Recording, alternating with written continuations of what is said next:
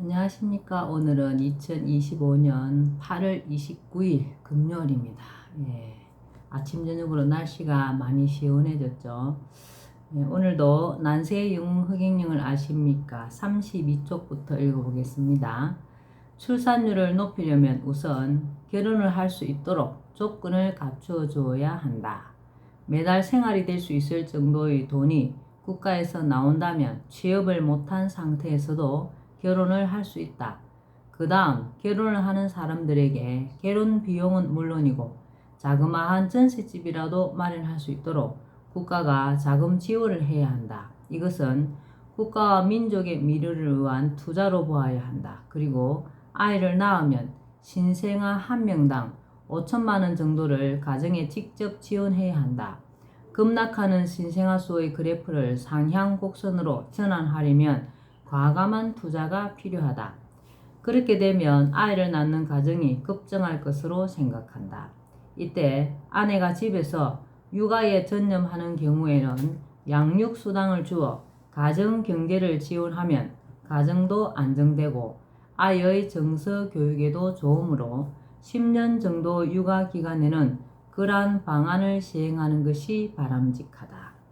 국가는 취업이나 생계, 결혼, 출산, 양육과 같은 문제가 개인의 문제를 넘어 국가와 사회를 구성하는 구성원의 문제로서 국가 사회적 문제임을 깊이 인식해야 한다.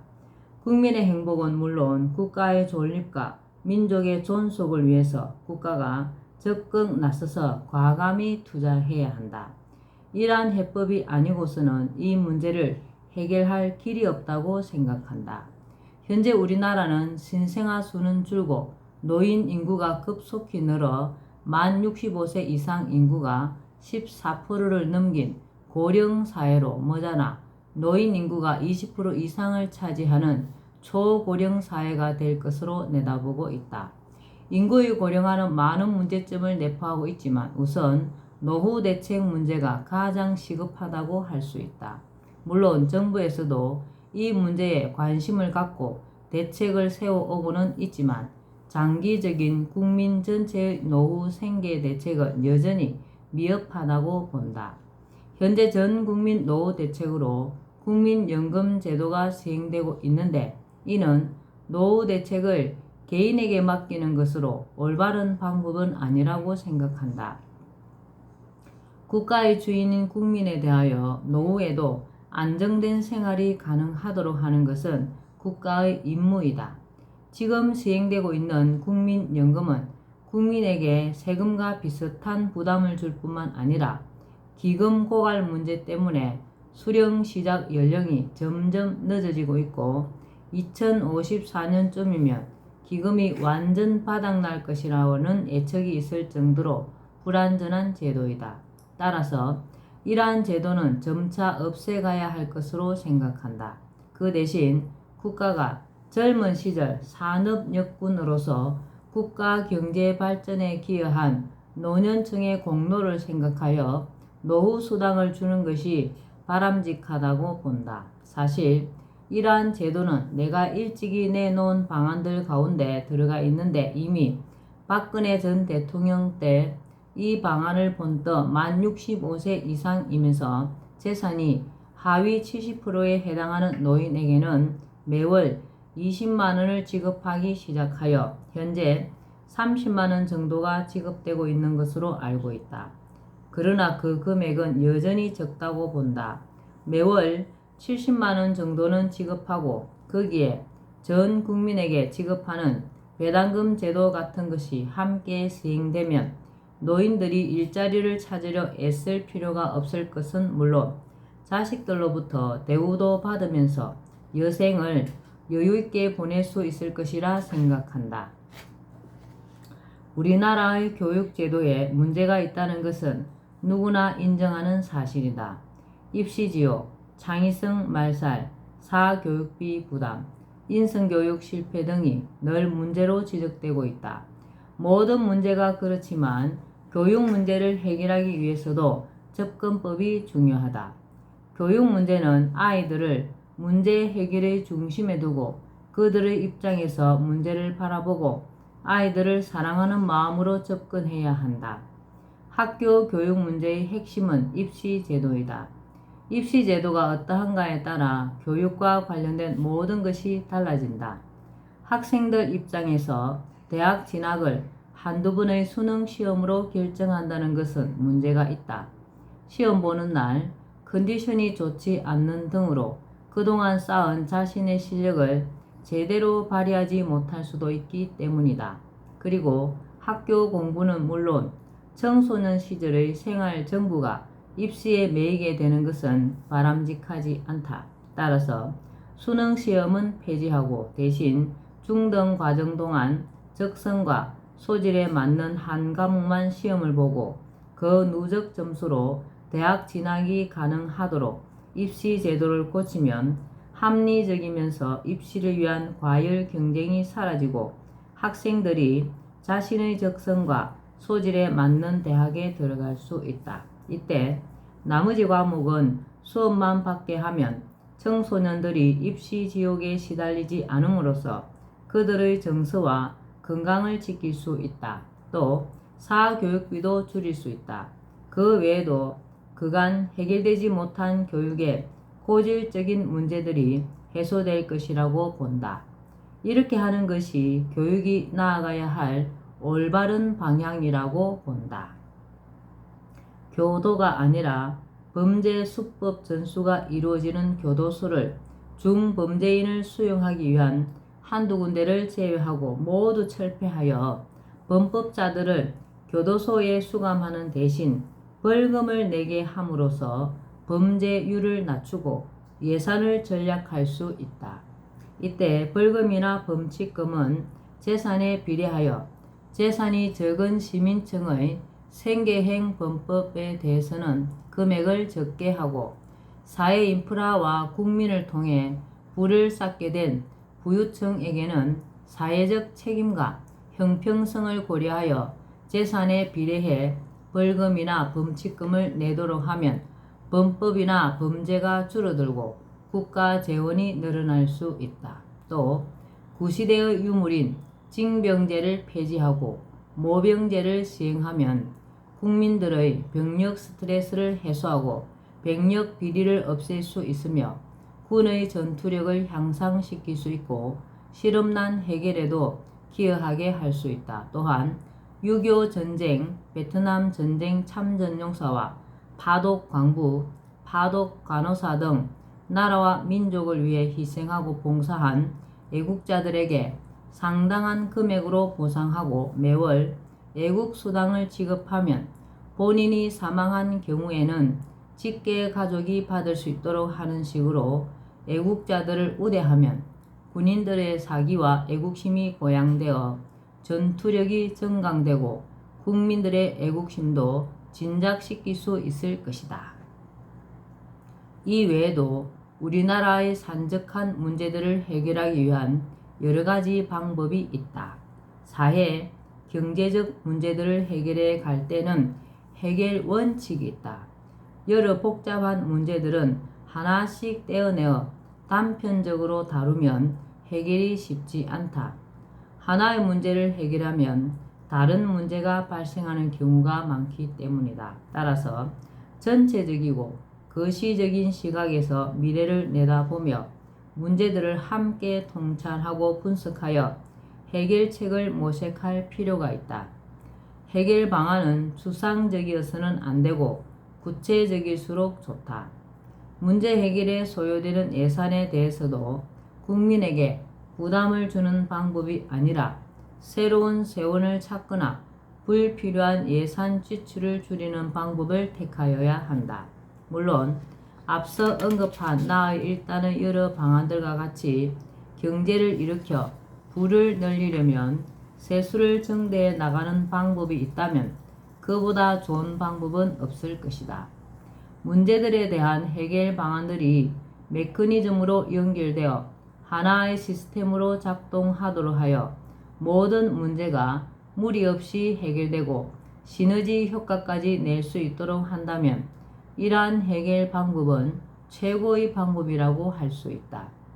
한 나라의 최고 지도자가 되고자 하는 사람은 자신이 그러한 위치에 가면 국민을 위해 무엇을 어떻게 할 것인가에 대한 철저한 계획이 미리 준비되어 있어야 한다고 생각한다.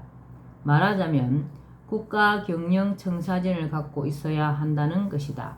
그리고 국가 최고 지도자가 되기 전에 그것을 국민 앞에 제시해 보여야 한다. 국가 최고 지도자의 자리는 그렇게 엄중하다. 한 나라의 운명과 국민 전체의 삶에 지대한 영향을 줄 수 있는 국가 최고 지도자가 그 자리에 오르기 직전이나 오르고 난 후에 그것을 마련한다는 것은 있을 수 없는 일이다. 그리고 국민은 국가 최고 지도자가 되려고 하는 사람에게 그것을 요구해야 한다. 국가를 어떻게 경영하고 무엇에 중점을 둘 것이며 경제 정책이나 민생을 어떻게 할 것인지 물어야 한다. 그것도 두루뭉술한 계획이 아니라 어느 정도 구체성을 띤 정책을 제시할 것을 요구해야 한다. 그런 것도 없이 국가 최고 지도자가 되면 국정에 시행착오나 실책이 많을 것은 불을 보듯 뻔하다. 그러면 결국 피해는 고스란히 국민에게로 돌아오게 될 것이기 때문이다. 누가 포퓰리즘이라는 딱지를 붙이는가? 부익부 빈익빈을 비롯하여 우리나라의 골치 아픈 온갖 문제를 해결하는데 내가 말하는 처방들에 대해 상당히 많은 사람이 공감을 하기 시작한 것으로 알고 있다. 근데 근래 정치권에서 거론되는 정책들을 보면 대부분 내가 문제 삼아온 주제들이나 나의 해결 방안들이 대부분인 것만 보아도 그렇다. 그러나 여전히 그러한 방안들에 대해 이해하지 못하고 허황되다거나 비현실적인 생각 정도로 치부해버리는 사람들이 있다. 특히 부익부 빈익빈 해결을 위한 배당금 지급 제도 등 현금 지급 방안들에 대해서는 그것의 깊은 의미나 효과를 이해하지 못하고 포퓰리즘적 방안이라고 폄훼하는 사람들도 있는 것으로 알고 있다. 어떤 사람은 이런 것 시행하다가는 우리나라가 거들나서 베네수엘라 꼴 난다고 비판한다고 한다. 그러나 분명히 말하지만 그러한 것들은 절대 허황된 포퓰리즘이 아니다. 포퓰리즘은 재원 조달 등에 대한 뚜렷한 대책이나 정책을 추진했을 때 나타날 수 있는 결과에 대한 책임감도 없이 당장 자신의 정치적 목적을 이루기 위해 내놓는 사탕발림의 인기 영합 정책이다. 내가 제시한 방안들은 아무런 재원 마련 대책이 없는 것이 아니다. 재원 마련책이 다 준비되어 있다. 그리고 우리나라와 베네수엘라를 단순 비교하는 것은 옳지 않다. 우리나라는 베네수엘라와는 전혀 다른 산업 구조를 가지고 있다. 베네수엘라는 국가 경제가 지하 자원인 석유의 수출에만 의존하는 나라이다. 그런 나라는 석유가 수출되지 않거나 수출 가격이 폭락하면 엄청난 타격을 받을 수밖에 없다. 석유 수출로 벌어들여 국민에게 나누어 주던 국가의 돈이 순식간에 사라지면 국민 전체가 한순간에 거지로 전락할 수도 있다. 그러나 우리나라는 최첨단 기술 산업부터 1차 산업인 농업에 이르기까지 산업이 다각화되어 있고 수출 품목도 다양하다. 국가 경제가 수출품 한두 가지에 의존하는 나라가 아니다. 과학적이고 합리적인 대안. 우리나라의 문제들을 해결할 수 있는 나의 여러 가지 방법들에 대해 국민들 가운데 가장 많이 질문하는 것이 우리나라에 무슨 돈이 있어서 그 돈을 줄 수 있느냐는 것으로 알고 있다. 분명히 말하자면 세계 10위의 경제 규모를 자랑하는 우리나라는 그 정도의 예산은 충분히 확보할 수 있다. 예산을 알뜰히 아껴서 사용하고 예산 가운데 낭비되거나 누수되는 것만 없다면 국민에게 줄 돈을 충분히 확보할 수 있다. 국가에 돈이 없는 것이 아니라 도둑놈이 많은 것이다. 이 말은 괜히 하는 말이 아니다.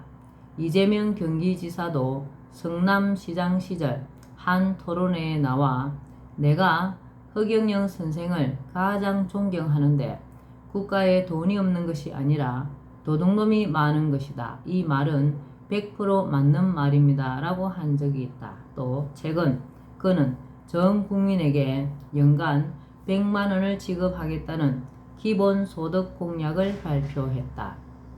천문학적 규모의 예산이 지금처럼 방만하게 집행되고 낭비되는 부분만 없다면 국가 수입만으로도 나라 살림을 실컷 하고 어느 정도 국민에게 몫을 챙겨줄 수 있다는 것을 더불어민주당 대통령 후보 경선 참여자도 말하고 있는 것이다. 예산 확보를 위해 가장 먼저 해야 할 것은 현행 예산에서 급하지 않은 선심성 예산이나 불필요한 예산이 없는지 살펴서 제외하고 또 예산의 누수나 낭비가 없는지 점검하여 철저히 막는 일이다. 내가 볼 때 현재 우리나라 예산은 불필요한 집행이 너무 많다. 약 70% 정도는 줄여도 충분히 국가 운영이 될 것으로 생각된다. 국회의원 수 축소, 국회의원과 지방의원의 무보수 명예직화, 보좌관 급여의 국고 지원 중단, 정당 보조금 제도 폐지, 지자체 선거 폐지, 지나친 지역개발 중단, 성인지 예산 폐지, 여성가족부 폐지 등만 해도 상당한 예산을 절약할 수 있다. 이 외에도 예산을 절약할 여지는 상당히 많다. 어떤 정책을 시행할 때 정작 정책의 대상보다도 시행 전 연구나 준비 과정에서 더 많은 예산이 들어가는 불합리한 상황을 시정하면 여기서도 상당한 예산 전략이 가능하다. 예를 들어 출산 정책을 추진하는데 정작 산모보다도 출산 정책을 연구하는 데 돈이 더 들어가는 것을 시정하는 것이다. 복지제도도 전면 개편하여 기초생활보장제도 등의 선별적 복지제도를 없애면 예산이 절약된다. 이렇게 낭비되는 예산, 불필요하고 당장 급하지 않은 예산, 선거 등을 의식한 선심성 예산, 중복 예산 등을 모두 없애고 예산 누수를 막으면 국민에게로 직접 돌릴 수 있는 예산을 상당 부분 확보할 수 있다. 사법 분야에서도 형법을 개정해 징역과 같은 자유를 구속하는 행불은 흉악범 등 중대인에 한하여 적용하고 웬만한 범법 행위에 대해서는 벌금형에 처하는 것으로 바꾸면 교도소와 재소자 관리에 드는 많은 국가 예산을 절약할 수 있다. 게다가 재산에 비례하여 벌금과 범칙금을 부과하는 제도를 시행하면 큰 재원이 추가될 수 있다. 예산을 절약하고 정대할 수 있는 또 다른 방법으로는 수많은 세금 항목을 통합하여 징수하는 체계를 마련하는 방법이 있다. 이것은 세금 징수 비용을 절감하고 징세 관리를 수월하게 함으로써 예산을 절약하고 세수정대 효과까지도 얻을 수 있는 방법이다. 또 세금 포인트 제도 같은 것을 실시하여 세수를 정대할 수 있는 방법도 있다. 이것은 세금을 많이 내는 납세자나 성실 납세자에게는 세금 포인트라는 것을 주고 국가 유공자로 우대하며 세금 포인트가 많은 유공기업이 위기에 처하면 국가에서 전폭적으로 지원하여 위기를 면할 수 있도록 하는 것이다. 이러한 것이 제도적으로 사회에 정착하면 자발적 정세가 이루어질 뿐 아니라 그러한 기업에 대한 국민들의 응원과 제품 소비 증가로 기업의 수익이 늘고 그것은 세수 증대로 이어지며 국민에게 돌아가는 목도 늘어날 수 있다. 또 현재 음성적으로 존재하는 속칭 브로커라 불리는 소개업자를 특수사업자로 양성화해 면허를 주면 세수가 확보되고 이것의 양성하에 더하여 이 직업을 사업자 등록만 하면 누구나 할 수 있도록 해준다. 그리고 부동산은 물론이고 금융, 병원 등 많은 분야에서 이 활동이 이루어지도록 장려하면 특수사업자가 기하급수적으로 늘어나고 이에 따른 세수 증가가 엄청날 것으로 본다. 이 외에도 세율을 높여서 세금을 거두는 손쉬운 증세 방법보다는 고소득자의 탈세를 막거나 새로운 세원을 창출하는 등 방법은 얼마든지 있다. 사실 국민에게 세금을 더 거두어 국민에게 돈을 지급한다면 그것은 한쪽으로 혜택을 주고 다른 쪽으로 준 것을 도로 뺏는 것이나 마찬가지여서 실질적으로 국민에게 도움을 주었다고 볼 수 없다. 포퓰리즘은 아무런 대책도 없이 당장의 인기를 끌기 위해 사탕발림으로 내놓는 것이다. 그러나 내가 말하는 해결 방안들은 재원 마련이 얼마든지 가능하고 국민 전체의 삶의 수준을 크게 높일 수 있을 뿐 아니라 여러 방안들이 연결되어 메커니즘으로 작용하면서 하나의 시스템이 되면 국가 경제를 비약적으로 발전시킬 수 있는 아주 현실적이고 과학적이며 결과를 확실히 예측할 수 있는 방안들로 포퓰리즘이라고 폄하해서는 안 된다. 황금 덩어리가 누추한 보자기에 쌓여 있으면 그것이 황금 덩어리인 줄 알기 어렵듯이 내가 말하는 방안들을 지레 포퓰리즘이라 단정해 버리면 내 방안들이 우리 국민과 우리나라, 나아가 전 세계를 몰라보게 업그레이드 시킬 수 있는 기막힌 방안임을 절대 알 수가 없다. 물론 나는 점점 시간이 지나면 이러한 방안들이야말로 정말 시의적절하고 대단한 발상이고 방안이었다는 것을 인정하지 않을 국민이 없을 것이라 확신하고 있다. 네, 오늘은 여기까지 말겠습니다. 오늘도 흑영령을 많이 부르고 알려서 하늘의 복을 짓는 행복하고 뜻깊은 날 되시기 바랍니다. 감사합니다. 흑영령, 흑영령, 흑영령.